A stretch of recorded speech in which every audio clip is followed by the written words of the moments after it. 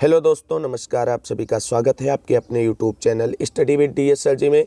Study with डीएसएलजी से जुड़े हुए सभी साथियों को होली की हार्दिक शुभकामनाएं। रंगों का यह त्यौहार आप सभी के जीवन में ढेर सारी खुशियां लेकर के आए। साथियों, बात कर लेते हैं आज की इस वीडियो में। डिस्कस करेंगे 69,000 शिक्षक भर्ती से जुड़ी हुई महत्वपूर्ण अपडेट के साथ साथ नई प्राथमिक शिक्षक भर्ती, 68,500 शिक्षक भर्ती में 5% आरक्षण को लेकर के महत्वपूर्ण अपडेट, केंद्रीय विभागों में इतने पदों पर आवेदन प्रक्रिया हुई है शुरू, बीएड वर्सेस बीएसटीसी यानी बीटीसी मामले में कोर्ट आर्डर को लेकर के महत्वपूर्ण जानकारी। तो आप सभी से निवेदन है वीडियो अंत तक देखें और वीडियो में शेयर की गई सारी जानकारी को आसानी से समझने के लिए वीडियो अंत तक देखना बहुत ही जरूरी है। वीडियो में आगे बढ़ने से पहले छोटी सी रिक्वेस्ट है कि प्लीज़ वीडियो को लाइक करें, दोस्तों में शेयर करें और चैनल को सब्सक्राइब करके बेल आइकन जरूर दबाएं। तो आइए साथियों, शुरू करते हैं आज का वीडियो। सबसे पहले बात कर लेते हैं बीएड वर्सेस बीएसटीसी या बीटीसी मामले में सुप्रीम कोर्ट में रिजर्व आर्डर के डिलीवर डेट को लेकर के क्या महत्वपूर्ण जानकारी निकलकर सामने आ रही है।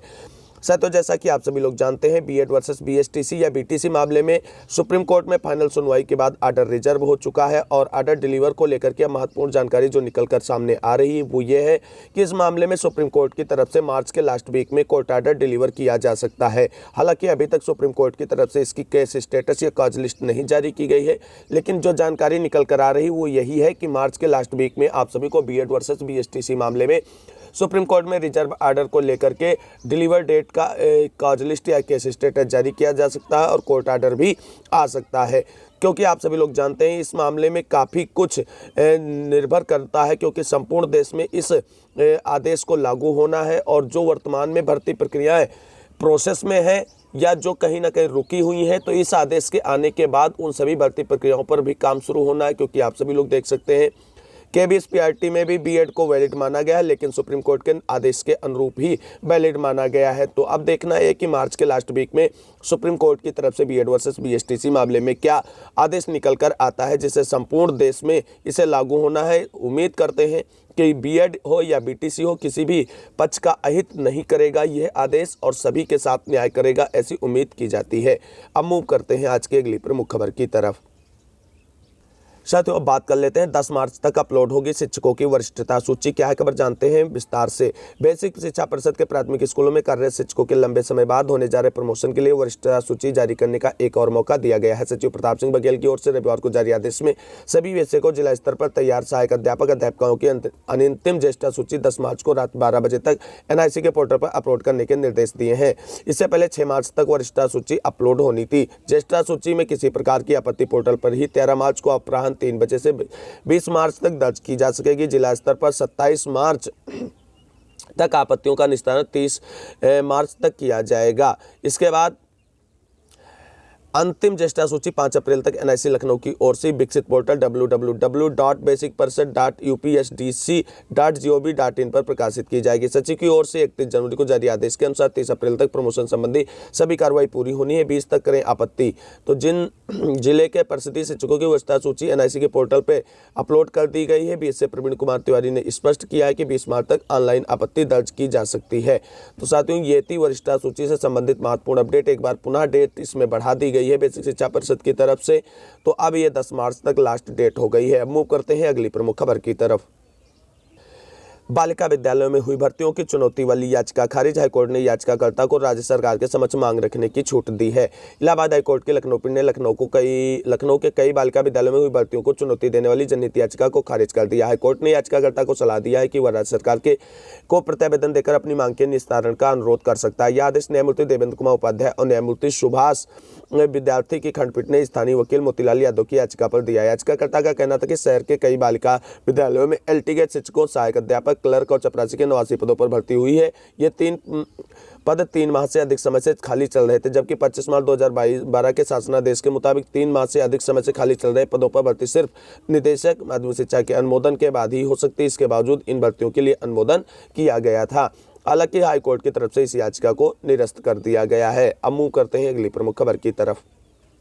अगली प्रमुख खबर निकल करके आ रही है असिस्टेंट प्रोफेसर भर्ती परीक्षा को लेकर के महत्वपूर्ण अपडेट। अध्यक्ष नहीं तो उच्च शिक्षा पर मंत्री करेंगे परीक्षा पर चर्चा। बैठक में उठेगा असिस्टेंट प्रोफेसर के 1017 पदों पर भर्ती का मुद्दा। खबर जानते हैं विस्तार से। उच्च शिक्षा मंत्री की 13 मार्च को होने वाली समीक्षा बैठक में चर्चा के लिए जिन बिंदुओं को एजेंडे में शामिल किया गया उनमें विज्ञापन संख्या 51 के तहत असिस्टेंट प्रोफेसर के 1017 पदों पर भर्ती के लिए परीक्षा आयोजन को भी शामिल किया गया था। इस भर्ती के लिए भी अगस्त 2022 में ऑनलाइन आवेदन की प्रक्रिया पूरी हो चुकी। उत्तर प्रदेश उच्चतर शिक्षा सेवा आयोग के अध्यक्ष का कार्यकाल 4 फरवरी 2023 को पूरा हो चुका और सदस्यों में के 6 में से 4 पद खाली हैं। कोरम पूरा ना होने के कारण असिस्टेंट प्रोफेसर भर्ती की परीक्षा तिथि घोषित नहीं हो पा रही, जबकि जब तक कोरम पूरा नहीं होगा तब तक भर्ती फंसी रहेगी। नए अध्यक्ष की नियुक्ति प्रक्रिया अब तक शुरू नहीं हुई, सदस्यों की नियुक्ति भी नहीं की गई है। ऐसे में माना जा रहा है कि यह भर्ती नए शिक्षा सेवा चयन आयोग के गठन के बाद ही पूरी हो सकेगी। फिलहाल 13 मार्च को होने जा रही उच्च शिक्षा मंत्री की बैठक में असिस्टेंट प्रोफेसर भर्ती परीक्षा के आयोजन को चर्चा के बिंदुओं में शामिल किया गया, लेकिन इस पर कोई निर्णय होने की उम्मीद कम है। इसके अलावा विषयों की अंततः संबद्धता के मुद्दे पर भी बैठक में चर्चा होने की संभावना है। विषयों की अंततः संबद्धता को लेकर कोई विवाद होने पर आयोग इस पर निर्णय लेता है। पूर्व में एक मामला हाईकोर्ट में चला गया था, जिसके बाद कोर्ट ने आदेश दिया था कि आयोग के निर्णय पर शासन का अनुमोदन भी लिया जाए। बैठक में इस बात पर चर्चा हो सकती है कि विषयों की अंततः संबद्धता को लेकर अगर कोई विवाद होता है तो शासन और आयोग में किसने इस पर निर्णय लेने का अधिकार होगा। अब मूव करते हैं आज की अगली प्रमुख खबर की तरफ। आज की अगली प्रमुख खबर निकल करके आ रही। केंद्र के कई विभागों में 5369 पदों पर होगी भर्ती। आवेदन प्रक्रिया शुरू। खबर जानते हैं विस्तार से। सिलेक्शन पोस्ट 11 के अंतर्गत होगी भर्ती। 27 मार्च तक होंगे आवेदन। केंद्र सरकार के कई विभागों में 5369 पदों पर भर्ती होगी। इन पदों पर भर्ती के लिए कर्मचारी चयन आयोग यानी एसएससी ने सोमवार को विज्ञापन जारी कर दिया है। सिलेक्शन पोस्ट 11 के अंतर्गत यह भर्ती होगी। इसके लिए एसएससी की वेबसाइट ssc.nic.in पर आवेदन शुरू हो गया है। 27 मार्च तक ऑनलाइन आवेदन किया जा सकता है। 28 मार्च तक ऑनलाइन और 29 मार्च तक चालान के माध्यम से फीस जमा कर सकते हैं। इसके बाद 3 से 5 अप्रैल तक वेबसाइट फिर खुलेगी और अभ्यर्थी अपने आवेदन में हुई गलती को सुधार सकते हैं। सिलेक्शन पोस्ट के तहत केंद्र सरकार के विभागों में पशुपालन एवं डेयरी, एनसीसी, रक्षा, श्रम विभाग, भारतीय वन सर्वेक्षण, स्वास्थ्य विभाग, केंद्रीय भूजल विभाग, रजिस्ट्रार जनरल आदि दर्जनों विभागों में भर्तियां होंगी। पदों के अनुसार आयु सीमा अलग अलग है, लेकिन अधिकतर में आयु सीमा 18 से 30 वर्ष निर्धारित की गई है। इस भर्ती के लिए एक परीक्षा जून या जुलाई में कराई जा सकती है। 1 घंटे की परीक्षा होगी और उसमें 100 प्रश्न हल करने होंगे। 200 अंकों की परीक्षा में निगेटिव मार्किंग होगी। परीक्षा में सामान्य बुद्धिमत्ता, सामान्य जागरूकता, रीजनिंग, अंग्रेजी के प्रश्न पूछे जाएंगे। रिक्त पदों का विभागवार विवरण वेबसाइट पर दिया गया है। कुल रिक्त पद 5369 में से एससी के लिए 687, एसटी के लिए 343, ओबीसी के लिए 1332 और ईडब्ल्यूएस के लिए 154 पद आरक्षित हैं, जबकि 2540 पद अनारक्षित रखे गए हैं। अब मूव करते हैं आज की अगली प्रमुख खबर की तरफ। आज की ये अगली प्रमुख खबर नई प्राथमिक शिक्षक भर्ती से जुड़ी हुई है। हालांकि आप सभी लोग जानते हैं माननीय बेसिक शिक्षा मंत्री संदीप सिंह जी के द्वारा सदन में स्वीकार भी किया जा चुका है कि उत्तर प्रदेश में फिलहाल में बेसिक शिक्षा विभाग के नई प्राथमिक शिक्षक भर्ती को लेकर के कोई भी प्रक्रिया विचाराधीन नहीं है। लेकिन अभी यहाँ से बड़ी जानकारी निकल कर आ रही है। 7149 प्राथमिक और 3761 उच्च प्राथमिक स्कूलों में पद रिक्त है। मंडल यानी प्रयागराज मंडल के 7149 प्राथमिक व 3761 उच्च प्राथमिक विद्यालय में शिक्षकों के पद रिक्त हैं। इसे भरने के लिए कोई कार्य योजना अब तक नहीं बनी है। यह जानकारी विभागीय मंत्री ने विधानसभा में भी दी है। ऐसे में नए सत्र में पठन पाठन किस तरह होगा, यह बड़ा प्रश्न है। साथियों, बेसिक शिक्षा अधिकारी प्रवीण कुमार तिवारी ने बताया कि प्रयागराज मंडल में प्राथमिक विद्यालयों में शिक्षकों व शिक्षा मित्रों को सम्मिलित करते हुए शिक्षक छात्र अनुपात 1:27 है। उच्च प्राथमिक विद्यालयों में अध्यापक व निदेशकों को सम्मिलित करते हुए शिक्षक छात्र अनुपात 1:39 है। उत्तर प्रदेश बेसिक शिक्षा अध्यापक सेवा नियमावली 1981 निहित प्रावधान के अनुसार उच्च प्राथमिक विद्यालयों में पदों को 100% पदोन्नति से भरे जाने की व्यवस्था है। वहीं उच्च प्राथमिक विद्यालय में पदोन्नति के संबंध में उच्च न्यायालय में याचिका विचाराधीन होने के कारण पदोन्नति प्रक्रिया लंबित है। जब तक कोई निर्णय नहीं होगा शिक्षकों की संख्या नहीं बढ़ाई जा सकती है। साथियों, अब बात कर लेते हैं क्या नई प्राथमिक शिक्षक भर्ती आएगी भी या नहीं आएगी। साथियों, अगर देखा जाए तो ये तो केवल प्रयागराज मंडल की स्थिति है। लगभग सभी मंडलों में यही स्थिति निकल कर सामने आ रही है। हजारों के पद रिक्त है। फिर भी माननीय बेसिक शिक्षा मंत्री जी और बेसिक शिक्षा विभाग अनुपात और समानुपात बराबर होने की बात करके नई प्राथमिक शिक्षक भर्ती को देने से टाल मटोल करते रहे। जिस तरीके से रिक्त पद रहेंगे तो कैसे शिक्षा व्यवस्था सुचारू रूप से चलेगी और कैसे आगे की कार्रवाई हो पाएगी। तो अब देखना ये है क्या इस रिक्त पदों को भरने के लिए बेसिक शिक्षा विभाग की तरफ से नए प्राथमिक शिक्षक भर्ती का विज्ञापन जारी किया जाएगा या ऐसे लेट लतीफ़ी करते हुए शिक्षा व्यवस्था को उसके हाल पर छोड़ दिया जाएगा। जो भी अपडेट होगी नई प्राथमिक शिक्षक भर्ती से जुड़ी आप सभी को इसी चैनल के माध्यम से डिस्कस करेंगे। इसके लिए चैनल को सब्सक्राइब करके बेल आइकन दबा कर रखें। साथियों अब मूव कर लेते हैं 69,000 शिक्षक भर्ती और 68,500 शिक्षक भर्ती से जुड़ी महत्वपूर्ण अपडेट की तरफ। साथियों जैसा कि आप सभी लोग जानते हो 68,500 शिक्षक भर्ती में एनसीबीसी की रिपोर्ट आई थी। उसमें 5% को रिजर्वेशन लागू करने का अनुशंसा या आदेश दिया गया था उत्तर प्रदेश सरकार को, लेकिन उत्तर प्रदेश सरकार की तरफ से 68,500 शिक्षक भर्ती में कोई भी रिजर्वेशन जो 5% की एनसीबीसी रिपोर्ट थी उसको लागू करने की मंशा स्पष्ट नज़र नहीं आ रही है। क्योंकि आप जानते हैं जो भी एनसीबीसी की रिपोर्ट जारी की गई थी उसको लेकर के उत्तर प्रदेश सरकार और बेसिक शिक्षा विभाग की तरफ से पुनः एनसीबीसी में पुनर्विचार के लिए दाखिल कर दिया गया है। ऐसे में 68,500 शिक्षक भर्ती में 5% आरक्षण का लाभ पाने वाले अभ्यर्थियों को कहीं ना कहीं निराशा हाथ लगी है। लेकिन अब जो बड़ी अपडेट निकल कर सामने आ रही वो ये है कि 68,500 शिक्षक भर्ती से जुड़े हुए वो अभ्यर्थी जो 5% रिजर्वेशन के अंतर्गत आते हैं यानी एनसीबीसी की रिपोर्ट लागू होने पर जिन्हें लाभ मिलेगा उन सभी के द्वारा एक बड़ा प्रयास किया जा रहा है। आप सभी को बता दें इसी क्रम में 68,500 शिक्षक भर्ती में एनसीबीसी रिपोर्ट को लागू करवाने के लिए सभी साथियों के द्वारा अनुप्रिया पटेल जी मैडम को पत्र लिख करके और एनसीबीसी रिपोर्ट लागू करवाने के मुद्दे को लेकर के बात की है और उनसे आग्रह किया गया है कि आप माननीय मुख्यमंत्री जी से मुलाकात करके 68,500 शिक्षक भर्ती में एनसीबीसी रिपोर्ट को लागू करवाने के मुद्दे पर बात करें और एनसीबीसी रिपोर्ट लागू करवाएं जिससे 68,500 शिक्षक भर्ती में 5% रिजर्वेशन लागू करने की एनसीबीसी रिपोर्ट लागू हो और हम सभी अभ्यर्थियों को इसका लाभ मिल सके और जो भी आरक्षण संबंधी विसंगति हुई थी उसका जो है कहीं ना कहीं अभ्यर्थियों के साथ न्याय हो सके। वहीं आपको बता दें एनसीबीसी के नए अध्यक्ष जब से बने हैं तब से 68,500 शिक्षक भर्ती में 5% रिजर्वेशन की मांग को लेकर के जो रिपोर्ट जारी की गई थी एनसीबीसी की तरफ से उसको लागू करवाने के लिए उनसे भी लगातार साथियों की मुलाकातें जारी हैं।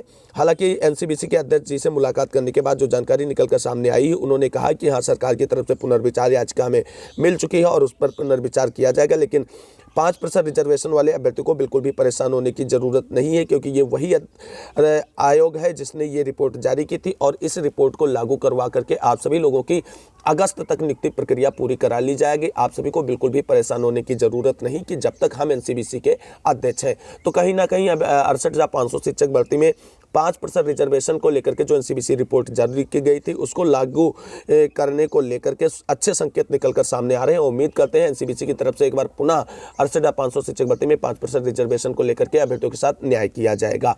ये थी 68,500 शिक्षक भर्ती में 5% रिजर्वेशन से जुड़ी महत्वपूर्ण अपडेट। अब मूव करते हैं 69,000 शिक्षक भर्ती से जुड़ी महत्वपूर्ण अपडेट के बारे में। साथियों जैसा कि आप सभी लोग जानते हैं 69,000 शिक्षक भर्ती में आंसर के प्रकरण की नियुक्ति प्रक्रिया को पीएनपी पर धरना प्रदर्शन आंदोलन के बाद एक कदम आगे बढ़ा दिया गया था, लेकिन अभी तक बेसिक शिक्षा विभाग की तरफ से 69,000 शिक्षक भर्ती की आंसर की प्रकरण में नियुक्ति प्रक्रिया की कटाव को लेकर के अभी तक कोई डिसीजन नहीं लिया गया है और ना तो फाइनली ये लिस्ट पब्लिश की गई है कि कितने 2300 में कितने लोग वैलिड है पूरी तरीके से इस भर्ती प्रक्रिया में नियुक्ति पाने के लिए। इन सभी को लेकर के आप सभी को बता दें बेसिक शिक्षा विभाग की तरफ से इंतजार किया जा रहा है 13,156 या 6800 वाले कोर्ट आर्डर को लेकर के, क्योंकि आप सभी को बता दें कोर्ट आर्डर आने के बाद अगर 6800 प्रोसीड की जाएगी कोर्ट आर्डर में तो 69,000 शिक्षक भर्ती में आंसर के प्रकरण वालों की नियुक्ति प्रक्रिया 6800 वाली कटाप को फॉलो करेगी। अगर 6800 प्रोसीड नहीं की जाएगी तो थर्ड लिस्ट वाली जो भी कटाप है उसको प्रोसीड किया जाएगा आंसर के प्रकरण में नियुक्ति प्रक्रिया को लेकर के।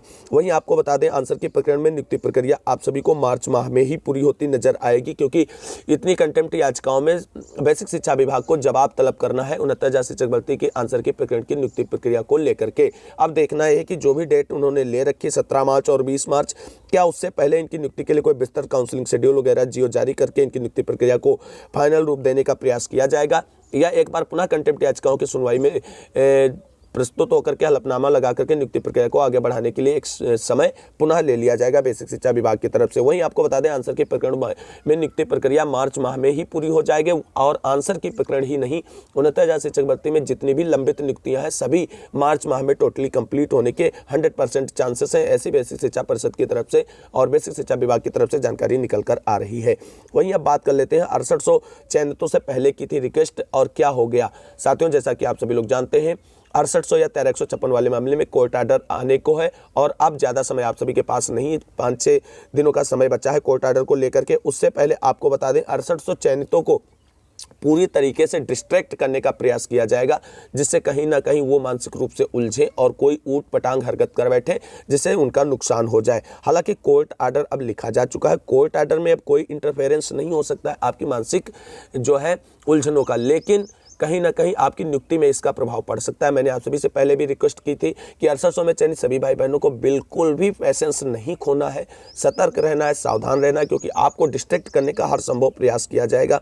और कल मैंने देखा कि चंद्रमणि शुक्ला की जो एक पोस्ट थी उसको लेकर के लगातार मतलब आप सभी लोग बहुत एग्रेसिव हो गए, आक्रामक हो गए। ये अच्छी बात नहीं साथियों। उन्होंने जो लिखा है उसका आप सभी ने जवाब दिया, ये अच्छी बात है, लेकिन उनके लिखने या ना लिखने से हमारा कोई नुकसान होता है ना फायदा होता है। हमारी नियुक्ति अगर कोर्ट हमको आदेश देगा तो नियुक्ति मिलेगी, उसको ना चंद्रमणि शुक्ला रोक सकते हैं ना कोई रोक सकता है। उसे हम सबको अब ओपी शुक्ला सर से पूरी उम्मीद है कि उनसे न्याय मिलेगा और उनसे हमको नियुक्ति का ही आदेश मिलेगा। लेकिन एक चीज़ अच्छी नज़र ये आई है कल के सोशल मीडिया के वार में कि 69,000 शिक्षक भर्ती में आरक्षण मामले से जुड़े हुए सारे पक्षों ने चंद्रमणि शुक्ला को आड़े हाथों लेकर के जो जिस तरीके से उनकी तीखी आलोचना की है, वो एक कहीं ना कहीं एकजुटता जो सामने नजर आई वो बहुत अच्छा लगा हमको देख करके सोशल मीडिया पर। हालांकि 6800 चयनित भाई बहनों से एक बार पुनः रिक्वेस्ट करना चाहेंगे कि आप सभी लोगों को बिल्कुल भी डिस्ट्रैक्ट नहीं होना है, अपना पैसेंस नहीं खोना है, क्योंकि ये लास्ट दिन चल रहे हैं आप सभी लोगों की मानसिक प्रताड़ना के। इसके बाद आप सभी लोगों के जीवन में ये बहुत अच्छा होने वाला है और ये होली हमने आप सभी के लिए कहा था एक हैप्पी होली साबित होने वाली है। तो आप सभी लोगों के लिए ये होली हैप्पी होली साबित होने वाली, क्योंकि इसके बाद आप सभी लोग सीधे प्राथमिक में शिक्षक के रूप में पहुंचने वाले हैं।